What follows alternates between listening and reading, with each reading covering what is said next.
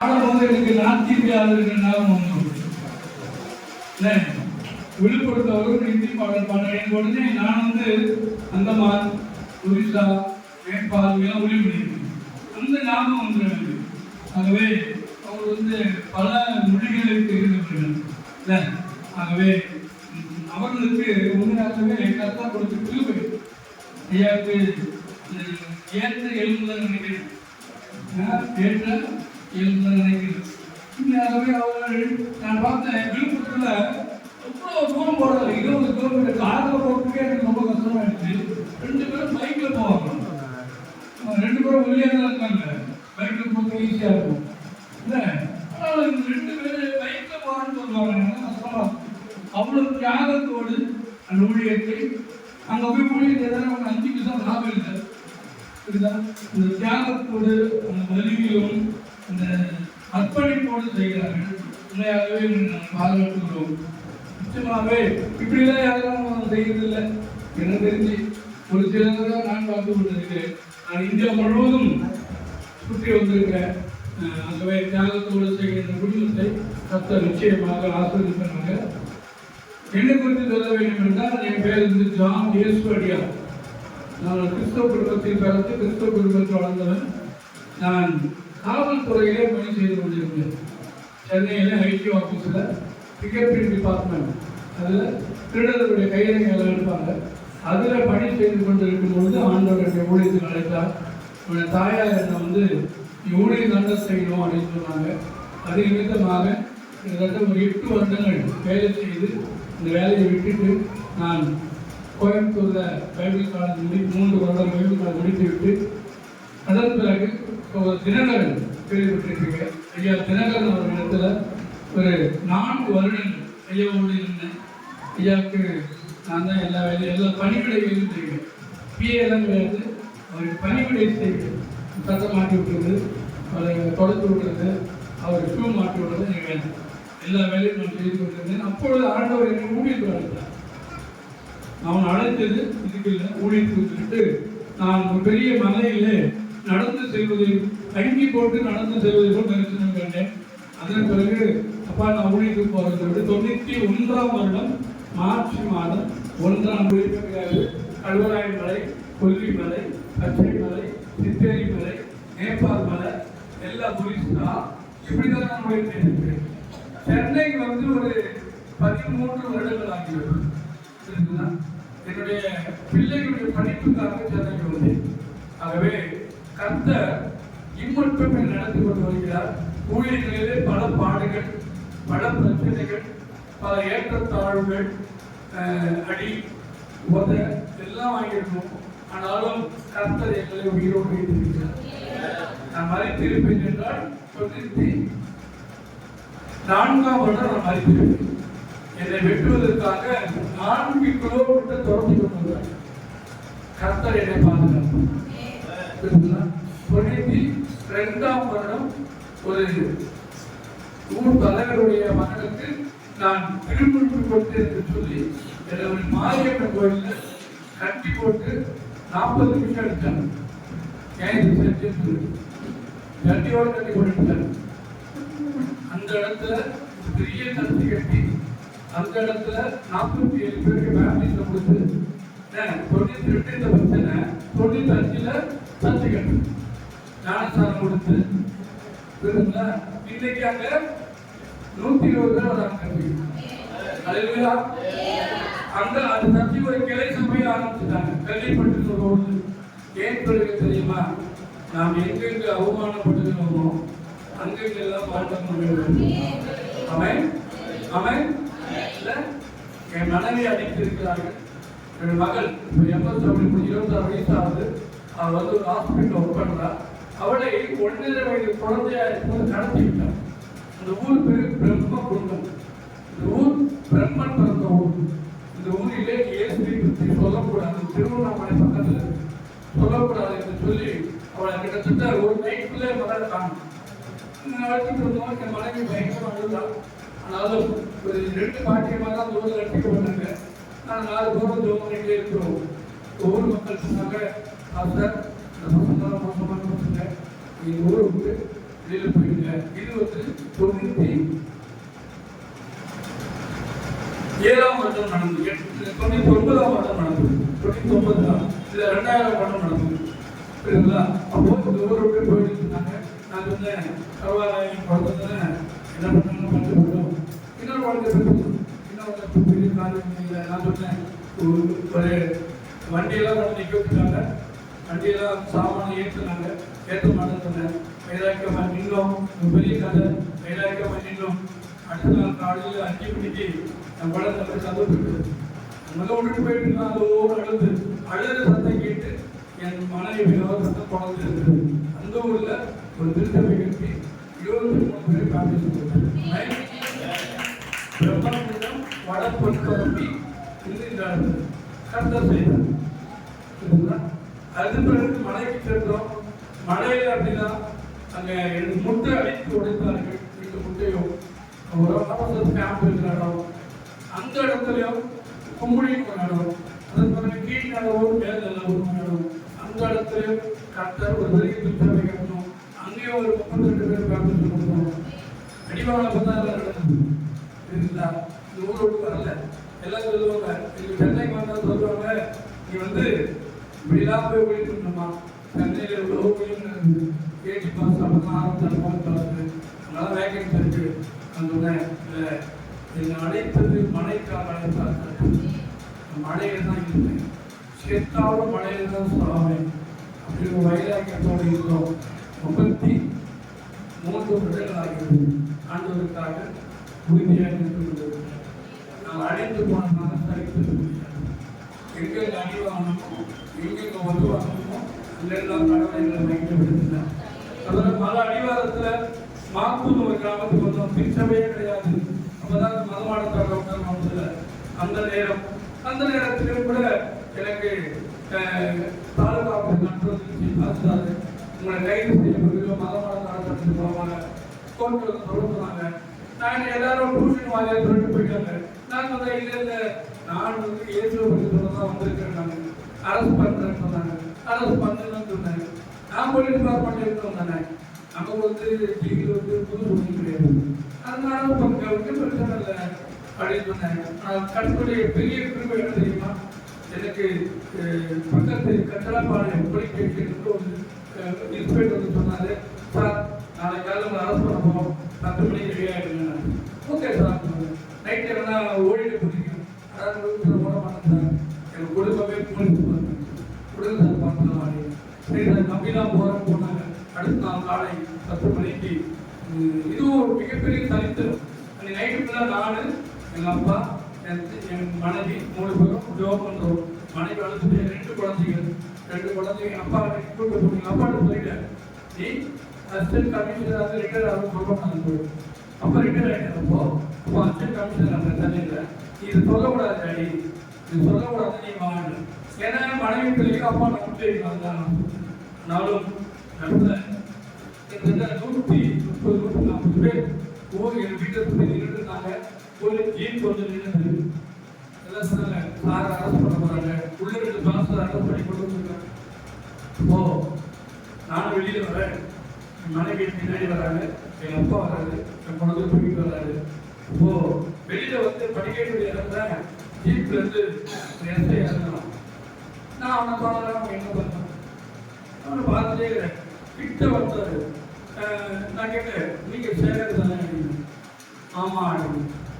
டேய் நீ தான் ஆமாண்டா, நீ சேலத்துல இன்ஸ்பெக்டர் கேள்விப்பட்டிருக்காங்க, நீ எப்படா பார்க்கலாம்?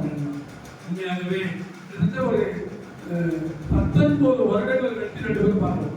2 பேரும் கட்டி குடிச்சிட்டு பேசிட்டு பக்கத்துல டீ சாப்பிட்டு ஊர் மக்கள்லாம் பாக்குறான். டீ சாப்பிட்டு ஜீப்பு கல்ல வச்சு இறக்கி விட்டுட்டு பஸ் ஏறி வீட்டுக்கு போறான்னு சொல்லிட்டு இருந்து 2 மாசம் ரிலீஸ் பண்ணிட்டு ஒரு அட்டையை விட்டு போனாங்க. பார்த்து ஏன் பண்ணுறது தெரியுமா? கத்த நம்மோடு இருப்பார் என்றால் நம்மை ஒரு சேதமும் பண்ணுறாங்க. புரியுங்களா? என் வாழ்க்கையிலே நான் தெரிந்து பண்ணது. நான் முதல்ல வரும்போது எல்லாம் பேசுவேன், 2வது வருஷம் பேச மாட்டேன். ஏன்னா நம்முடைய ஊழியத்தினுடைய அனுபவங்கள் உங்களுக்கு விசுவாச வாழ்க்கைக்கு ஒரு சேலஞ்ச் ஆகுது. புரியுதுங்களா? இந்த இடத்துல வச்சிருக்காங்க, இந்த முட்டில் அடிபட்டிருக்கு, பல காரியங்கள். ஆனாலும் கர்த்தர் இன்று வரை நடத்தி கொண்டிருக்கிறார். இன்று வரை இன்னும் ஓடிக்கணும்னு ஆசை, இன்னும் ஓடிக்கிட்டே இருக்கணும்னு ஆசை. உட்கார ஆக்சிடாச்சு, இங்கே பிரேக் வச்சுருக்காங்க, முட்டி கீழே ராடு வச்சுருக்காங்க. நேற்று டாக்டர்கிட்ட போனேன், அவர் ஒரு பயன்படுத்திட்டாரு. இன்னும் நடக்க முடியலன்னு இங்கிருந்து ஒரு எலும்பு எடுத்து இங்கே வச்சு இன்னொரு ஆப்ரேஷன் பண்ணோம்னாங்க. போப்பான்னு சொல்லிட்டு இருந்து கொண்டிருக்கிற கஷ்டம் தெரியும். கர்த்தர் கண்ணில் கொடுத்தது.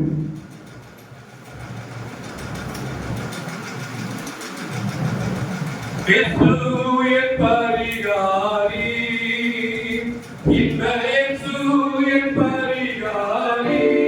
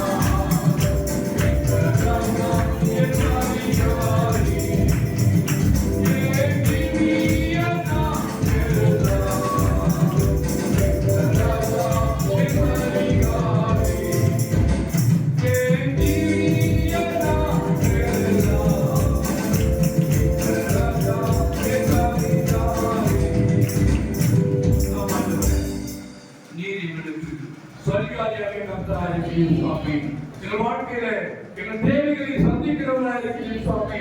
எங்கள் வாழ்க்கையில நீ எங்களோடு இடைப்படுகிற ஆண்டவரா இருக்கிறீர் சுவாமி. இப்பொழுதும் எங்களோடு இடைப்பட வேண்டும் என்று ஜெபிக்கிறோம். நீ பேசும், நாங்கள் கேட்க ஆயத்தமாக இருக்கிறோம் ஆண்டவரே. நீ பேசுகிற தெய்வம் அல்லவா? எங்களோடு பேசும் ஆண்டவரே, எங்களோடு பேசும் வார்த்தைகள் உம்முடையதாக இருக்கட்டும், பேசுகிறது நீராக இருக்கட்டும். தேவையில்லாத வார்த்தைகள் என் வாயிலிருந்து வர வேண்டாம். கர்த்தர் பேசுவீராக. இயேசுவை நாமத்தில் ஜெபிக்கிறேன் நல்ல பிதாவே. ஆமென், ஆமென், ஆமென். என்னுடைய செய்தி தலைப்பு நிமிர்ந்து நிற்க பண்ணுகிறவர். ஆமென், ஆமென். லேவியராகமம் 26ஆம் அதிகாரம் 13ஆம் வசனத்தை படித்து பார்க்கலாம். லேவியராகமம் 26ஆம் அதிகாரம் 13ஆம் வசனம். நீங்கள் எகிப்தியருக்கு அடிமைகளாய் இராதபடிக்கு நான் அவர்கள் தேசத்தில் இருந்து அவர்களை புறப்பட பண்ணி உங்கள் நுகத்தடைகளை முறித்து உங்களை நிமிர்ந்து நடக்க பண்ணின உங்கள் தேவனாகிய கர்த்தர். ஹல்லேலூயா, ஹல்லேலூயா. நுகத்தை முறித்து நம்மை நிமிர்ந்து நடக்க பண்ணுகிற ஆண்டவர். ஹல்லேலூயா, ஹல்லேலூயா. எத்தனை பேர் நாட்களிலே சூழ்நிலைகள் நிமித்தமாக நாம் கூனி நடக்கிறோம் என்று தெரியாது. எத்தனை பேர் நம்முடைய வாழ்க்கையில, விசுவாச வாழ்க்கையில, ஆவிக்குரிய வாழ்க்கையில குனிந்து நடக்கிறோம் என்று தெரியாது. ஆனால் கர்த்தர் இந்த நாளிலே உங்களை பார்த்து சொல்லுகிறார், உங்களை நிமிர்ந்து நடக்க பண்ணுகிற ஆண்டவர். உங்களை நிமிர்ந்து நடக்க பண்ணுகிறார். உன்னுடைய ஜனத்தின் மத்தியிலே, உன்னுடைய இனத்தின் மத்தியிலே, உன்னுடைய உறவினர்கள் மத்தியிலே, உன்னுடைய சகோதரர்கள் மத்தியிலே, உன்னுடைய நண்பர்கள் மத்தியிலே ஆண்டவர் நம்மை நிமிர்ந்து நடக்க பண்ண போகிறார். ஆமென். கையை தட்டி தேவனை மகிமைப்படுத்துவோம். ஆண்டவர் நம்மை நிமிர்ந்து நடக்க பண்ண போகிறார். ஆமென். சங்கீதம் 20ஆம் அதிகாரம் 20:8. சங்கீதத்தின் புத்தகம் 20:8.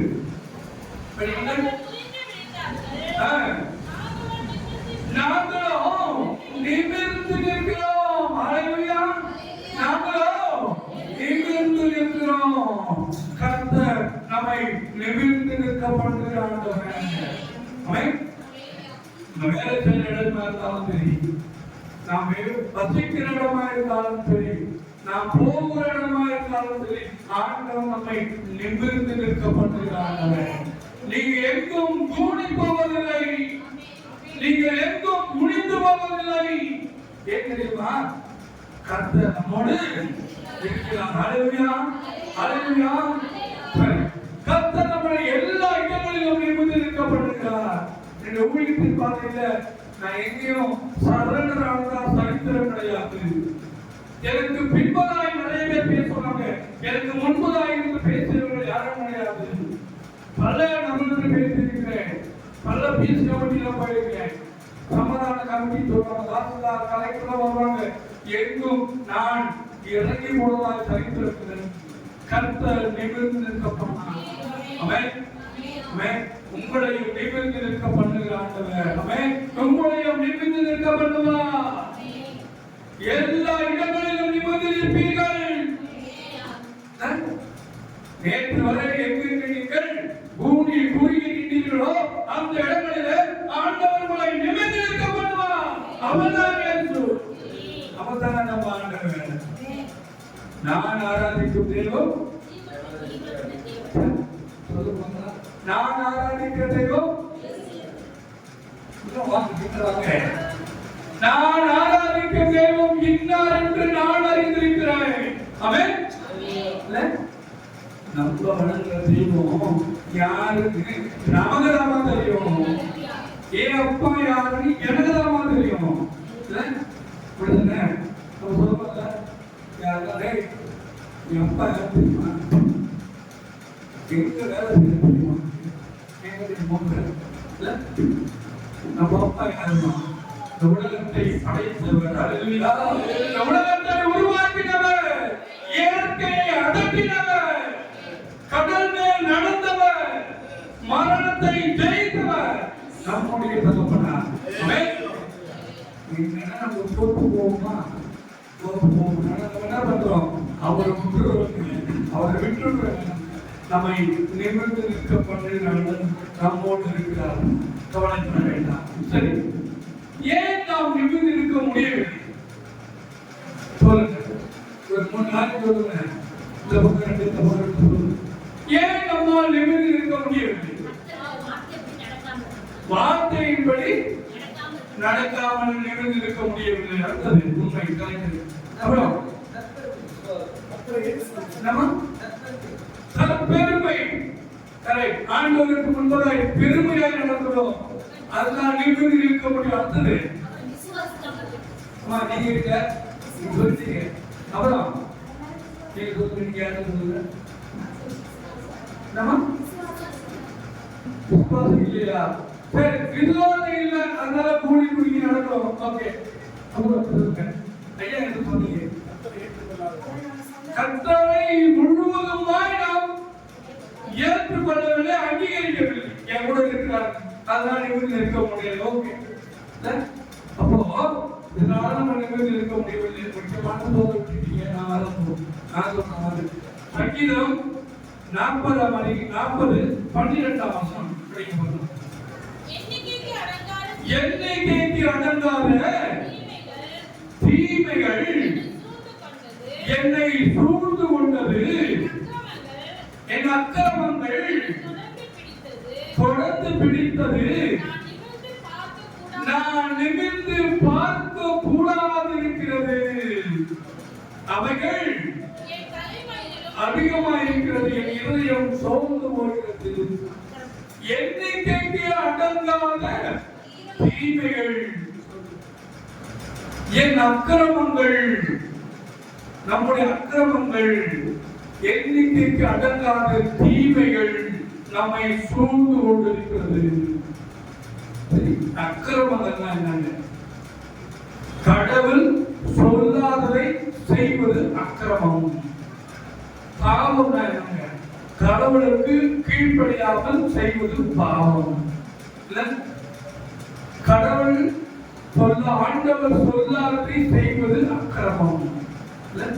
நம்முடைய வாழ்க்கையில எத்தனை முறை ஆண்டவருக்கு பிரியமில்லாத காரியங்களை நாம் செய்திருக்கிறோம்? எத்தனை முறை செய்திருக்கிறோம்? ஆகையால் தான் நம்ம நிகழ்ந்து இருக்க முடியவில்லை. ஒரு பொய் சொன்னா ஒரு பொய் தான் சொல்லிருப்போம், 100 பேர்கிட்ட புரிஞ்சிருப்போம். ஒரு உண்மையை சொல்லி பாருங்க, 1000 பேருக்கு நீங்க நிமிர்ந்து நிற்பீர்கள். ஹல்லேலூயா. தேவனா ஆண்டவர் சொல்லாததை செய்வது அக்கிரமங்கள். எவ்வளவு அக்கிரமங்கள், பாவங்கள் நம்மை நிமிர்ந்து நிற்க கூடாமல் நம்மை தடுத்திருக்கிறது. எந்த அக்கிரமங்கள் என்னை தொடர்ந்து பிடித்தது, நான் நிமிர்ந்து பார்க்க கூடாது இருக்கிறது, என் இதயம் சோர்ந்து போகிறது. ஏன் நம்ம நிமிர முடியவில்லை? நம்முடைய பாவங்கள், நம்முடைய அக்கிரமங்கள், நம்முடைய தீமைகள், நாம் செய்கிற அநியாயங்கள், நாம் செய்கிற துரோகங்கள் நம்மை நிமிர்ந்து நிற்க முடியாமல் எல்லா இடங்களிலும் தலைகுனிவை ஏற்படுத்துகிறது என்று சொல்லுவேன்.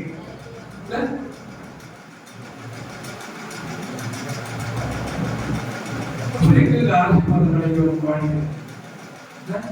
எப்படி நம்ம வாழ்க்கையில் ஆசீர்வாதங்கள் கிடைக்கும்? எப்படி ஆண்டவர் நம்ம வாழ்க்கையில கிரியை செய்வார்? எப்படி நம்ம ஆண்டவருடைய ஆசீர்வாதத்தை பெற்றுக்கொள்ள முடியும்? பாவத்தை சுட்டி காட்டுவது உன்னை அவமானப்படுத்த அல்ல, உன்னை தலைநிமிர பண்ண. நான் ஒரு தப்பு பண்ண ஐயா சொல்றாரு, ஐயா நீ பண்ணது தப்பு, 10 பேர் முன்னாடி சொல்றாரு, இது எனக்கு நல்லதா கெட்டது? நல்லது. ஏன் என் மேல ஒரு அன்பு நிமித்தமாக அவர் என்ன பண்றாரு? சுட்டி காட்டுறாரு. நீங்க செய்து பாவத்தை சுட்டி காட்டுவது உன்னை அவமானப்படுத்தல்ல, உன்னை தலை நிமிர்ந்து நிற்க பண்ணவே. பாவங்கள், பாவங்கள், அக்கிரமங்கள், அக்கிரமங்கள். எவ்வளவு அக்கிரமங்கள் செய்வோம்? செய்ய யாரும் சொல்லவே முடியாது. இந்த நிமிடம் வரை நாம் பாவங்களையும் அக்கிரமங்களையும் அநியாயங்களையும் செய்து கொண்டுதான் வாழ்ந்து கொண்டிருக்கிறோம். யாராவது இல்லை சொல்லுவாங்க முடியாது. தேவன் ஒருவரை தவிர நீதிமான் ஒருவனுக்கு இல்லை, ஒருவனுக்கு இல்லை, ஒருவனுக்கு இல்லை.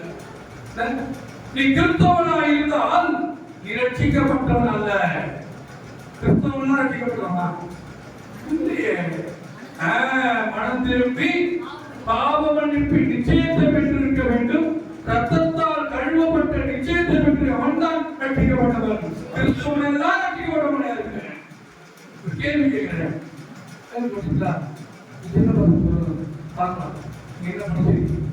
கிறிஸ்தவனாய் வாழ்வது ஈஸியா கஷ்டம்? நீங்க 5 பேர் சொல்லணும், கிறிஸ்தவனாய் வாழ்வது ஈஸியா கஷ்டம்? புரியல. கஷ்டம். ஏன் கஷ்டம்? கஷ்டம் பதில் கரெக்ட், உண்மையான பதில். ஏன் கஷ்டம்?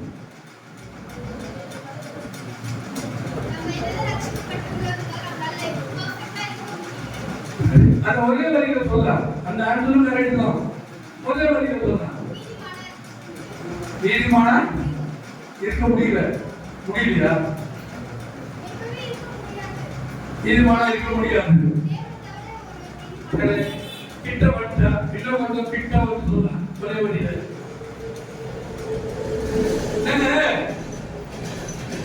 கிறிஸ்தவனாய் வாழ்வது ஈஸி, கிறிஸ்துவுக்காய் வாழ்வதுதான் கடினம். ஆமென். அப்பா கிட்ட வந்து கிறிஸ்துவுக்காய் வாழ்வது சொன்ன ஆன்சர் தான் கடினம். அப்போ கிடையாது.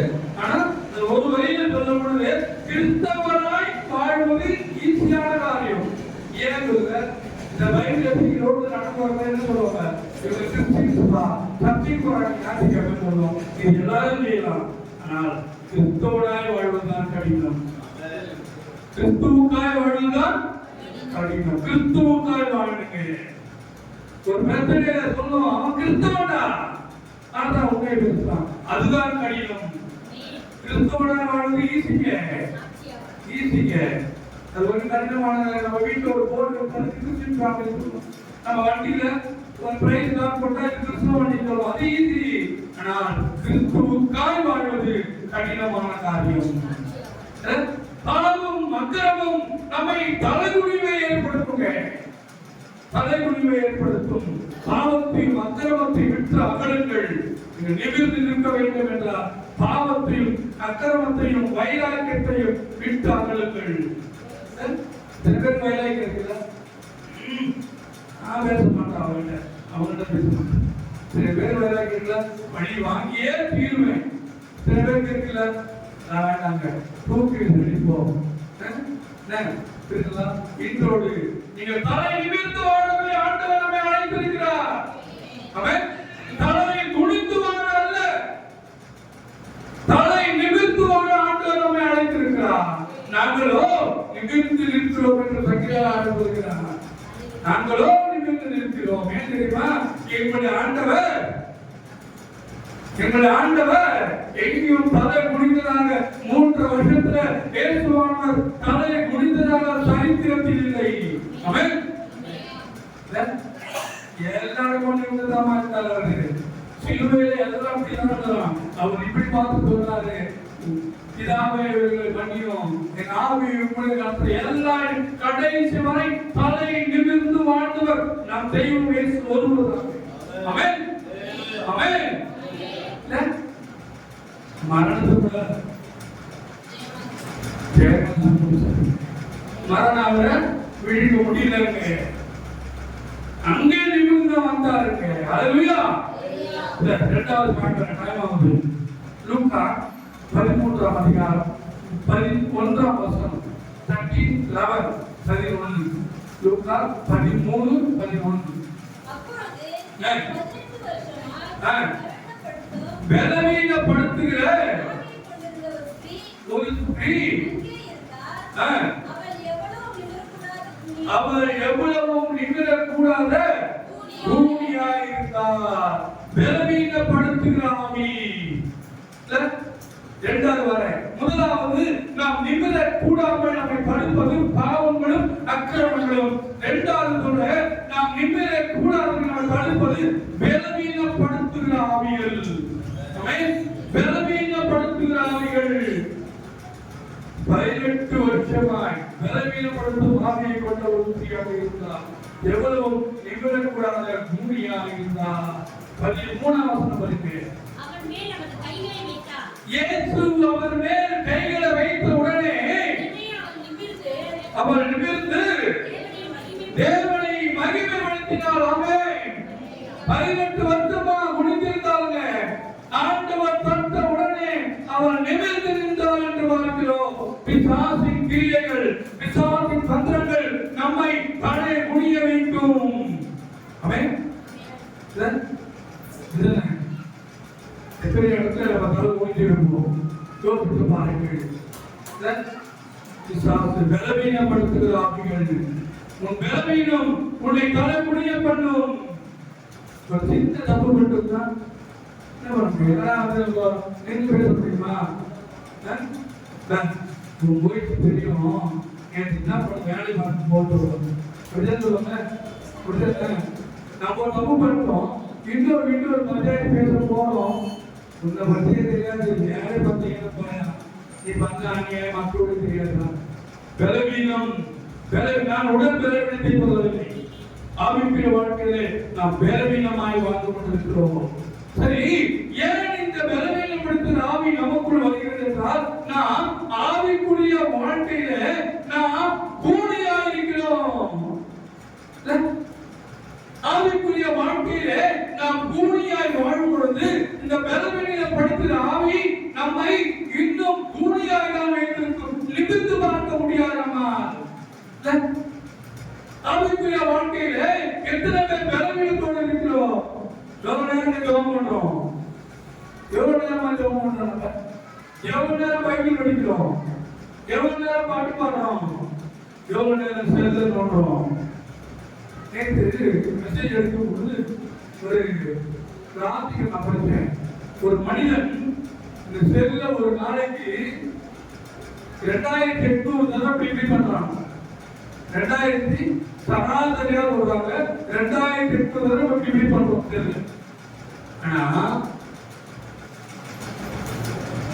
வேறத்தை எத்தனை தடவை கரெக்டும் ஒரு நாளைக்கு? சும்மா வந்து எட்டு பாத்துதான் இருக்கு போயிட்டுல. இந்த 8 வச்ச பைபிள் ஒன்று சனியா போயிட்டு அப்பா அஞ்சு ஞாயிற்று காலை 8 மணிக்கு 8 மணி நேரம் 7 மணி பார்ப்பாங்க. எத்தனை பேர் தெரியலங்க. எத்தனை பேர் அப்படி இருக்கீங்க தெரியல. நீங்க அப்படி இருக்க மாட்டீங்கன்னு நினைக்கிறேன். உங்க அம்மாவும் உங்க ஐயாவும் உங்களை அப்படி வளர்க்கல. எத்தனை பேர் இருக்கீங்கன்னு தெரியல. அப்படி இருந்தீங்கன்னா இன்று முதல் மாறுங்க. பலவீனப்படுத்துகிற ஆவிகள் நாம் தலை குனிய பண்ணும். ஒரு குடும்பம் ஏன் தலை குனிந்து வாழ்கிறது தெரியுமா? ஏன் தலை குனிந்து வாழ்றது குடும்பம்? சொல்லுவாங்க. ஏன் தலை குனிந்து வாழுது ஒரு குடும்பம்? சொல்லுங்க. அந்த குடும்பத்திலே ஜெபம் இல்லைங்க, ஆட்டம் பாட்டம் கொண்டாட்டம் இருக்கு. ஜெபம் இல்லையே. பலவீனப்படுத்துகிற ஆவி ஆண்டவரிடத்திலே உன்னை நெருங்க முடியாமல் தடுத்துக் கொண்டிருக்கிற ஆவிகளை விட்டு வெளியே வரணும். எப்ப வெளியே வர முடியும்? இந்த அம்மா இயேசுநாதர் கிட்ட போனா அவரு தொட்டாருங்க. அப்ப நம்ம எங்க போனோம்? ஆண்டவர் பக்கத்துல போனாதான் தொட முடியும். அப்படிதானே? இந்த பேனா இருக்கு, உன்னால எடுக்க முடியுமா? அங்க எடுக்க முடியுமா? இங்க வந்தா அப்போ இந்த பேனா எடுத்து இந்த பாப்பா எழுந்து இங்க வந்து நெல்லி எடுக்க பேனா. அப்போ நம்ம ஆண்டவர் பக்கத்துல செல்லும் பொழுதுதான் அந்த பலவீனப்படுத்துகிற ஆவிகள் நம்மை விட்டு போகும். 1 சாமுவேல் 16ஆம் அதிகாரம் 14ஆம் வசனம். சவுலை விட்டு கர்த்தரின் ஆவி நீங்கினது என்று பார்க்கிறோம். பொல்லாத ஆவி அவனை கலங்க பண்ணினது என்று பார்க்கிறோம். 1 சாமுவேல் 16:14. கர்த்தருடைய ஆவி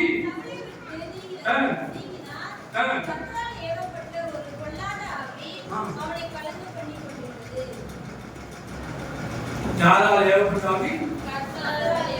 பாருங்க. பொல்லாத ஆவி அவனை கலங்க பண்ணினது என்று பார்க்கிறோம். கலங்க பண்ணி சவுலை விட்டு கர்த்தரின் ஆவி நீங்கினது. பொல்லாத இந்த வாழ்க்கையில நம்ம கிட்ட என்ன ஆவி இருக்குது? அது போல முதல்ல என்ன ஆவி நம்ம இருக்கு? கர்த்தரின் ஆவி இருக்கிறதா? பொல்லாத ஆவி இருக்கிறதா? என்ன ஆவி இருக்கு? என்ன ஆவி இருக்கு? ஆமென் ஆமென் ஆமென். நாம அந்த கர்த்தரின் ஆவி நமக்குள்ள இருக்கணும். பொல்லாத ஆவி நம்மள இருக்க கூடாது. பொல்லாத ஆவி இருந்தா குடும்பத்துல சண்டை, குடும்பத்துல வாக்குவாதம், குடும்பத்துல பிரச்சனை. இதான் பொல்லாத ஆவி பண்றது. கர்த்தரின் ஆவி உனக்குள்ள இருக்கும் பொழுது உன் குடும்பம் ஒரு குட்டி பரலோகமா இருக்கும். ஆமென் ஆமென். கர்த்தரின் ஆவி நமக்குள்ள இருக்குங்க. ஊழியக்காரர் 2 வாரத்துக்கு முன்னாடி அந்த ஊழியர்கள் கம்மி தெரியும். 2 வாரத்துக்கு நான் போன் பண்றேன், ஐயா 15 வருஷம் ஊழியம் பண்றீங்க, இப்போ ஊழியத்துக்கு சின்ன கோவிலுங்கய்யா, மனைவி ஈவி வீடு கட்டுறதுக்கு 500 ரூபாய் எழுதுன்னு என்னத்த ஊழியம் பண்ணி கீழ் செய்யுங்க போயா, என்ன ஒரு வேலை செய்ய போயா, இங்கேதான் இருக்கிறது வீட்டு போய் வேலை செய்யாது சொன்னாங்க.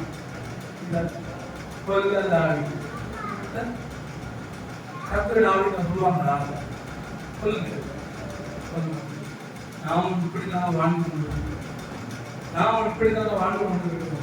ஒரு இடத்துல சொன்னாரு, ஐயா அண்ணா டவர் கீழே உட்காந்துருக்கேன் நானு, மதியம் சாப்பாடு காசு இல்லை, ஒரு 200 ரூபா இருக்கீங்க, அழுதுட்டே கேட்டேன். சரிமா ஐயா சாப்பிட்டேன். அண்ணா டவர் பார்த்து ஆனந்து கொண்டு போய் சாப்பிடுங்க, 140 ரூபாய் நடந்து போய் சாப்பிட்டு பாருங்க. ஒரு குடும்பத்திலே ஒரு பொல்லாத ஆவி எப்படி கிரியை செய்து பாருங்க. அந்த அம்மாவோட கர்த்தர் ஆவி தான் சொல்லிருக்காங்க. ஓ ஐயா கவர்மெண்ட் ஐயா கர்த்தர் தருவாரு. ஆமென். புரியுதா? எடுத்து விட்டு சொல்லிட்டேன் சொல்லுமா இல்ல கடன் இருப்பாங்க. ஐயா அப்பா உட்காருங்களா, வீட்டுல கொஞ்சம் ஒரு கிளாஸ் அரிசி போட்டு கஞ்சி ஆகிட்டாரு ஜெபம் பண்ண கர்த்தர் அதான் சொல்லியிருக்காங்க. பொல்லாத ஆவி நம்மை கலங்க பண்ணும். சவுலை பொல்லாத ஆவி கலங்க பண்ணினது என்று பார்க்கிறோம். நம் குடும்பத்திலே பொல்லாத ஆவி இருக்கும் என்றால் நம் குடும்பத்தை கலங்க பண்ணும். தேவ கணமே, உயிர் வீட்டி ரட்சகர் திருச்சபை மக்களே, உங்களை பார்த்து சொல்லுகிறேன், இன்றைக்கு கர்த்தரின் ஆவியை பெற்றுக் கொண்டவர்களாய் இந்த இடத்தை விட்டு கடந்து செல்லுங்கள். நீங்கள் உங்கள் குடும்பத்திலே உங்கள் வாழ்விலே தலை நிமிர்ந்து நிற்பீர்கள். ஆமென். தலை நிமிர்ந்து நிற்பீர்கள். தலை நிமிர்ந்து நிற்பீர்கள். ஆண்டவர் உங்களை தலை குனிய வைக்க விட மாட்டார். எந்த இடத்திலும் தலை குனிந்து போக மாட்டீர்கள், நிமிர்ந்து போவீர்கள். தேவனுக்கு விரும்பாத காரியம், அவரை துக்கப்படுத்துகிற காரியங்கள் நம்மை விட்டு அகற்றுவோம். ஆமென். தேவனுக்கு பிரியமில்லாத காரியம், அவரை துக்கப்படுத்துகிற காரியம் நம்மை விட்டு அகற்றுவோம். நம்மை விட்டு அகற்றுவோங்க. சவுல்கிட்ட ஆண்டவருக்கு பிரியமில்லாத காரியம் இருந்தபடினாதான் கர்த்தர் நாம ஈடுபட்டது. பொல்லாதவனை குளிச்சுட்டீங்க. நம்முடைய வாழ்க்கையில பொல்லாத ஆவி நம் குடும்பத்தை கடமை பண்ணுகிறதா? நீங்கள் விழுந்தால் படியிட்டு ஆண்டவர் பக்கத்தில் செல்லுங்கள். பொல்லாத ஆவி கடந்து போகும். கர்த்தரின் ஆவி உங்களை என்ன பண்ணும்? பிடித்துக் கொள்ளும். ஆமென் ஆமென். பொல்லாத ஆவி பிடித்து கொண்டு எப்படி கேட்பான்? அதற்கு இருப்பானா? அதற்கு இருப்பான்? இருக்க மாட்டான். எப்படி இருப்பான்? லூக்கா 8:29 முடிச்சது.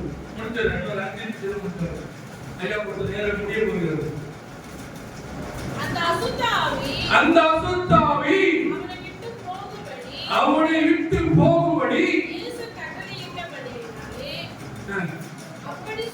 இல்ல 8:29 படி. படி. அந்த அசுத்த ஆவி அவனை விட்டு போகும்படி இயேசு கட்டளையிட்டபடியினாலே அப்படி சொன்னான். அந்த அசுத்த ஆவி அந்த அசுத்த ஆவி வெகு காலமாய் அவனை பிடித்திருந்தது.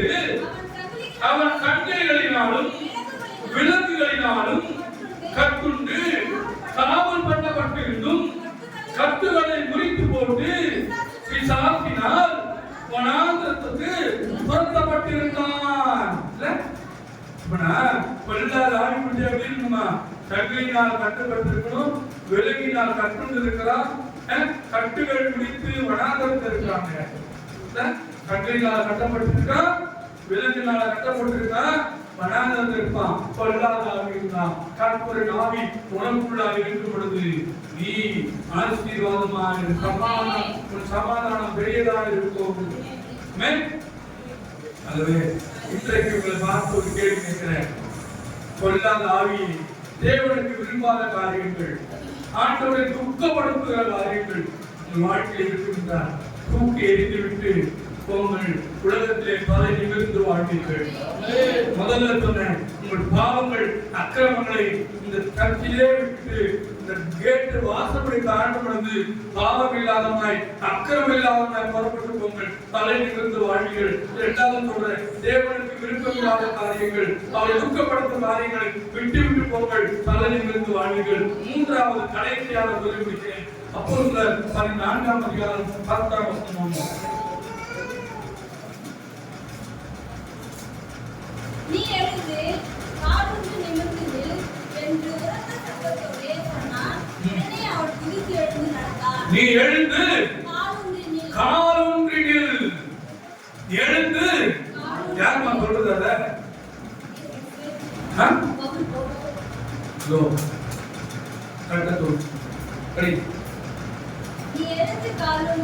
நீ எழுந்து காலொன்று நிமிர்ந்து நில். பவுல் சொல்றாங்க. முன்னாடி வசனம் படிங்க. பவுல் பேசுகிறதை கேட்டுக் கொண்டிருந்தார். அவனை பவுல் உற்று பார்த்து, ரட்சிப்புக்கு ஏற்ற விசுவாசம் அவனுக்கு உண்டென்று கண்டு. ரட்சிப்புக்கு ஏற்ற அப்படின்னா என்னம்மா? என்னம்மா ரட்சிப்புக்கு ஏற்ற விசுவாசம்னா? வாக்குத்தத்தத்தை விசுவாசிக்கணும். அப்புறம் ரட்சிப்புக்கு ஏற்ற விசுவாசம். நாம யாரு? ரட்சிக்கப்பட்டவர்கள், ஆண்டவரால தெரிந்து கொள்ள கட்டவர்கள். அப்படிதானே? அப்போ ரட்சிப்புக்கு ஏற்ற விசுவாசம் அவனிடத்தில் உண்டு என்று கண்டு பவுல் எழுந்து காலொன்று நிமிர்ந்து நில். உரத்த சத்தத்தோடு சொன்ன அவன் குதித்தெழுந்தான். ரட்சிப்புக்கு விசுவாசம் சொல்ல பாருங்க. பவுல் சொல்றாரு, நீ எழுந்து காலொன்று நிமிர்ந்து நில். தமிழர் என்ன பண்ணிருக்கோம்? ஐயா, என்னால எழுந்து போக முடியாதுயா, நீ போய் எழுந்து சொல்ற. புரியுதா? என்ன சொல்லுவாங்க? இப்ப டாக்டர் ஓடுறதுதான் ஓடுறேன். நீ தான் பிளேட் வச்சு ஓட சொல்றேன். என்ன பண்றான்? எழுந்து குதித்து எழுந்தார் என்று பார்க்கிறோம். அவன் எதுவும் பேசினாங்க, என்னால எழுந்துக்க முடியாது, என்னால் ஓட முடியாது, என்னால் நிற்க முடியாது. பவுல, நீ கையை குடி தூக்கி விடு, எதுவும் சொல்லலங்க. அவன் குதித்து எழுந்தார் என்று பார்க்கிறோம். பவுல் சொன்ன வார்த்தைகளை விசுவாசித்தான். ஆமென்.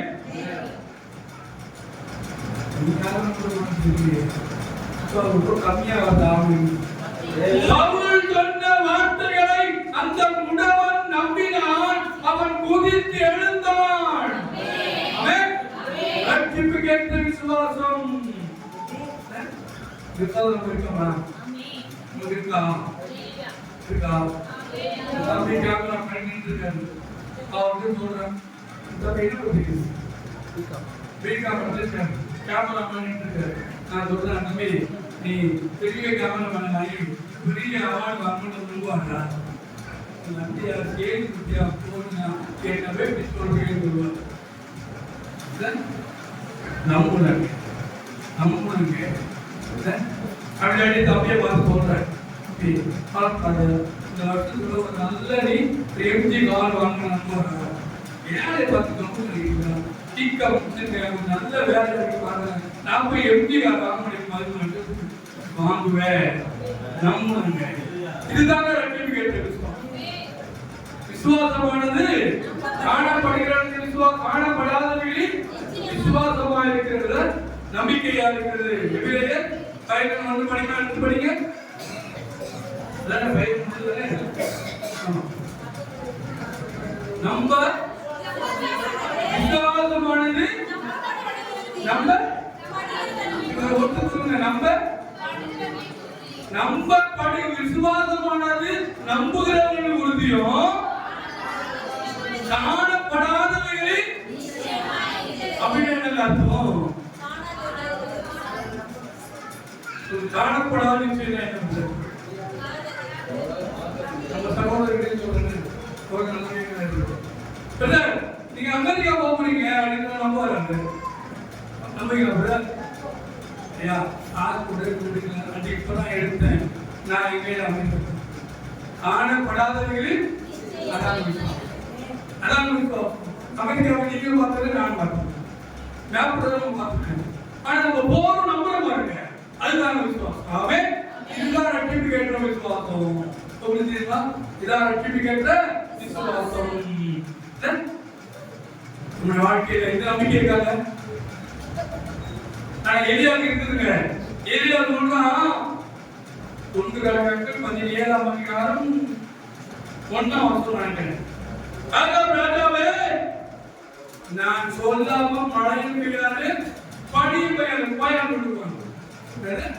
அதான் ராஜாவே நான் சொல்லாம 3 வருஷம் பனியும் பெய்யாது மழையும் பெய்யாது. சொல்லுமா சொல்ல பண்ணுங்க கைப்பிடுங்க. ஏன் சொல்லு நம்பிக்கை உங்க பாரத்தையா தண்ணி மூட கொடுக்குறாரு. ஒரு அம்மா கூட்டிட்டு கேட்கிறாரு, இந்த பாப்பாட கொடுக்குறாரு, இந்தம்மா எப்ப குடும்பமா கூட்டிட்டு குடும்பமான கொடுத்து ரெண்டு அப்படிதானே? அதான் இதுதான் விசுவாசம். இது ரெண்டாவது தண்ணி இருக்குமா, நீ ஐயாவுக்கு மட்டும் தராரு, நீ என்ன பண்ணும், இது சவனப்பு கொண்டு போய் தரணும், சவனப்பா மாறும். ஆமென். இதுதான் நான் ஒரு மாதிரி சொல்றேன், இதுதான் ரட்சிப்புக்கு ஏற்ற விசுவாசம்.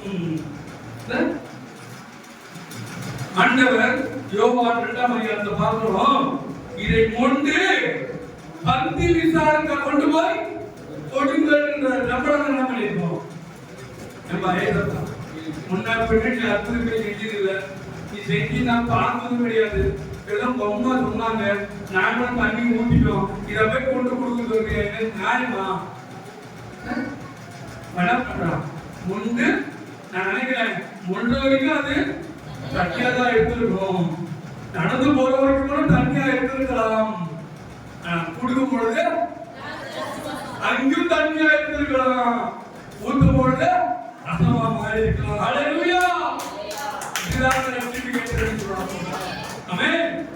நான் கற்பனையை யோசிக்கிறேன், முல்ல தண்ணி தாங்க, இவன் கொண்டு போயிட்டு பந்து விசாரக்காரன் கொடுக்குற வரைக்கும் தண்ணி தாங்க, பந்து விசாரக்காரன் தண்ணி தான் பாக்குறான், ஆனா ஊத்தும் போது ரசமாய் மாறுகிறது. ஹல்லேலூயா. நம்முடைய ஆண்டவர் அற்புதங்களை செய்கிறார். ஒன்றுமில்லாத இடத்திலே உண்டு கொண்டிருக்கிற நான் ஆராதிக்கும் தெய்வம் இன்னார் என்று நான் அறிந்திருக்கிறேன். ஆமென். ஆமென். நான் ஆராதிக்கிற தெய்வம் இன்னார் என்று நான் அறிந்திருக்கிறேன். நான் அவரை நம்புவேன். இதுதான் விசுவாசம். இதுதான் விசுவாசம். இதுதான் வைக்கிறாங்க. எங்க விசுவாசம் இல்லாம தலை நிமிர்ந்து நடக்க முடியும். ரட்சிப்பு கேட்கிற விசுவாசத்தோடு கடந்து செல்லுங்கள். முடிக்கிறேன், முடிச்சிட்டேன்.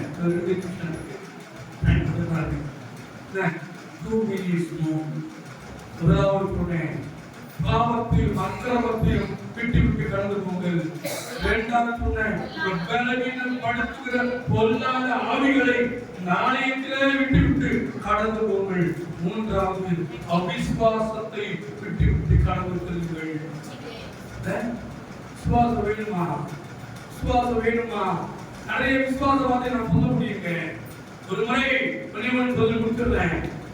ஒரு முறை நாங்கள் ஒரு கிறிஸ்துவ விழா நடந்து கொண்டிருக்கிறது. அப்பொழுது நல்ல மழை பெஞ்சிட்டு இருக்கு, ரொம்ப மழை. சப்ளைட்டு தான் வந்துட்டாங்க. 93ஆம் வருடம் என்று நினைக்கிறேன், 93 தான். மகன் பிறக்கிற நான் திருமணம் ஆகும் நேரம் எங்க டைரக்டர் சொல்றாரு, ஐயா ரொம்ப மழை பெய்யுதான், இதை கேன்சல் பண்ணி போறாங்க. இல்லைங்கய்யா நடக்கணும், சப்கலெக்டர் வந்தாரு, ராஜ்தார் வந்தாரு, லோக்கல் டிஸ்ட்ரிக்ட் வந்தாரு, நடக்கணும். நான் என்ன பண்ணேன், ஒரு மாரியம்மன் கோயில் முன்னாடி இந்த ஷெட்டர் போடுறதுக்கு முன்னாடி பொதுமக்கள் சொன்னாங்க, எங்க சாமி குடும்பம் ஆத்தர் நானும் அப்படின்னு சொல்லிட்டு 2 ரூம்ல போனாங்க. என் பெட்ரூம்ல அந்த ஒன்று மரியாதையா உயிரை விட்டு நான் வெளில போகும்போது வாங்கி இதை பண்ண ஜபங்க. நீங்க நம்ப கழிப்போங்க, உங்களுக்கு கிண்டலோட இருக்கலாம். எனக்கு ஆண்டு நான் கோர்ட்டு போக கூடாது. உண்மையா சொல்ற, வெளியில வந்தேன் ஒரு 5 நிமிஷம் தான் வெளியில வந்தேன். ஆண்டு எல்லாம் உட்காந்துருக்காங்க, சர்க்கரை விட்டு எல்லா ஆளும் உட்காந்துருக்காங்க. சின்ன வீடு தான், குடிசை வீடு தான். வெளியில வந்தேன், மழை தோடு சர்க்கரை நினைச்சு ஒரு டீ கொடுத்தேன். டீ கொடுத்தோம், மழை சுத்தமா நின்றுது.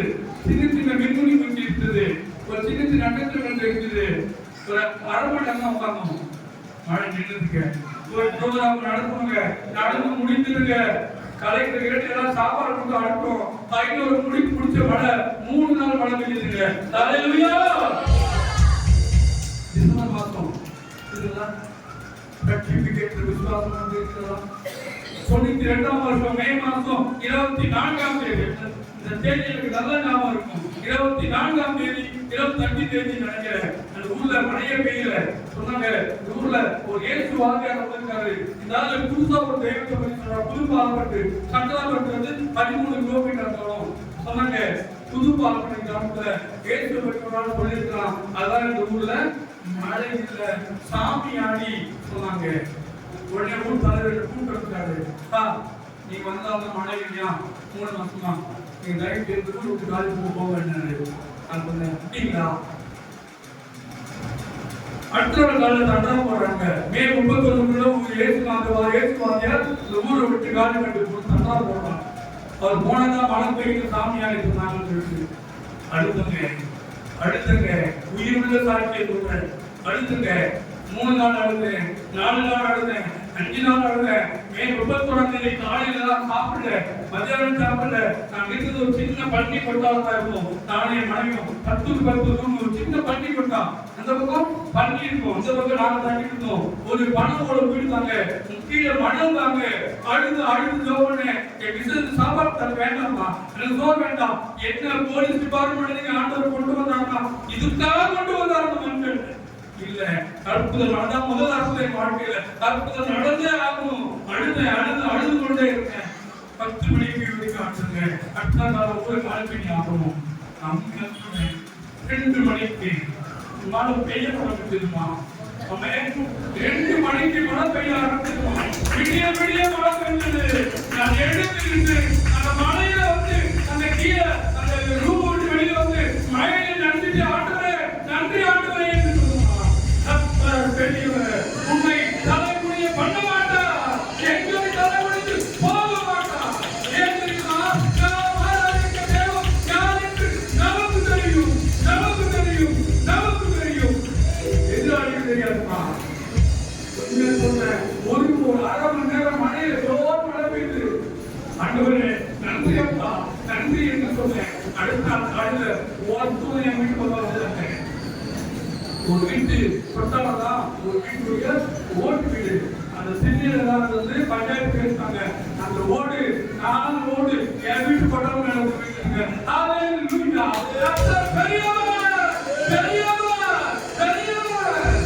அந்த வீட்டுல முத்துராமன் பையன் ரட்சிக்கப்பட்டு இன்று அந்த திருச்சபையில மூப்பராக இருக்கிறார். அவர் தான் தலை குடிந்து போக மாட்டாய்மா, தலை குடிந்து போக மாட்டாய், தலை குடிந்து போக மாட்டாய், தலை குடிந்து போக மாட்டாய். சர்டிபிகேட் நம்பிக்கை உனக்கு இருக்கா? தேவக்கணமே சர்டிபிகேட் விசுவாசம் உனக்கு இருக்கா? ஊழியக்காரர்களே உங்களை பார்த்து கேட்கிறேன், சர்டிபிகேட் நம்பிக்கை இருக்கா? வேணுங்க. இன்னும் நிறைய சாட்சிகள் இருக்குங்க. கர்த்தர் என்னோடு அற்புதங்கள் செய்தார். என்றும் நான் தோற்று போனதா சரித்திரம் கிடையாது. 36 வருடத்தில் தெரியுங்களா? ஏன் தெரியுமா? நான் கடமை காட்டும் யாருக்கு தெரியும்? என் கொடுத்து யாருக்கு தெரியும்? அவனுக்கு தெரியும். அவனுக்கு தெரியும். எனக்கு தெரியும். கண்களை மூடி ஜெபிப்போமா? கண்களை மூடி ஜெபிப்போமா? ஒரு நிமிஷம் எழுந்து நில்லுங்களேன். ஒரே நிமிஷம் எழுந்து நில்லுங்களேன். ப்ளீஸ் எழுந்து நில்லுங்களேன். அப்படியே கண்களை மூடுங்க. யாரும் வேடிக்கை பார்க்காதீங்க. உங்களை அர்ப்பணிங்களேன். உங்களை அர்ப்பணித்து பாருங்க. உங்களை அர்ப்பணித்து பாருங்களேன். அர்ப்பணிங்க. ஆண்டவரே, நான் தலையை நிமிர்ந்து வாழணுமா? நான் தலையை நிமிர்ந்து வாழணும். என் சொந்தக்காரங்க மத்தியில, என் குடும்பத்தின் மத்தியில, என்னுடைய கல்வியில, என்னுடைய வகுப்புல நான் தலை நிமிர்ந்து நிற்கணுமா? என் ஒப்படைக்க என்று சொல்றீங்களா? அர்ப்பணிக்க உங்களை ஒப்படைக்க முழுசுமா கொடுமா? கொஞ்சம் கூட கொடுத்தாருமா? முழுசா கொடுமா? அவர் பார்த்துவாருமா எல்லாத்தையும்? நீங்க சும்மா இருக்கிறீர்கள். கர்த்தர் உங்களாய் யுத்தம் பண்ணுவார். ஆமென். ஆமென். கர்த்தர் உங்களை யுத்தம் பண்ணுவார். நன்றியோடு ஒரு நிமிஷம் அமைதியா ஒப்புடுங்க. அமைதியா ஒப்புடுங்க. ஆண்டவரத்துல ஒப்புடுங்க. ஒப்புடுங்க. இது நீ ஆசீர்வாதத்தை சுதந்திரத்து வாழ்கிற நேரம். இது உன் வாழ்க்கையில இனி நீ தமிழ் நிமிந்து தான் நிற்க போற. இனி நீ தலை முடிஞ்சு போக போற கிடையாது. இனி நீ தலை முடிஞ்சு போக மாட்டேன். ஒப்பட ஒப்பட அர்ப்பணிங்க. அர்ப்பணிங்க. தம்பி, தங்கச்சி, மகளே, மகனே, சகோதரனே, சகோதரியே, அப்பா, அம்மா, உன் அர்ப்பணிக்க வேண்டும். சகோதரே, ஒப்புக்கொடு. ஆண்டவரே, என் பாவத்தை மன்னியப்பா. ஆண்டவரே, அவிசுவாசமானப்பா, கேட்ட விசுவாசப்பா. கேட்டு பாருங்க. கேளுங்க. நாளைக்கு குறித்து நடக்கப்படுகிற நேரம் வந்துவிட்டது. இனி நீ தலை குனிந்து போவதில்லை. இனி நீ தலை குனிந்து எங்கும் தலை குனிந்து ஊழிய காரணத்தை அதிகாரத்தோடு சொல்கிறேன். எனக்கு செய்த அதே ஆட்டம் தான் உங்களுக்கு தேவைப்படுறாங்க. என்னோட இருந்த அதே ஆட்டம் தான் உங்களோட இருக்கிறாங்க. நான் மனதில் அதே ஆட்டம்.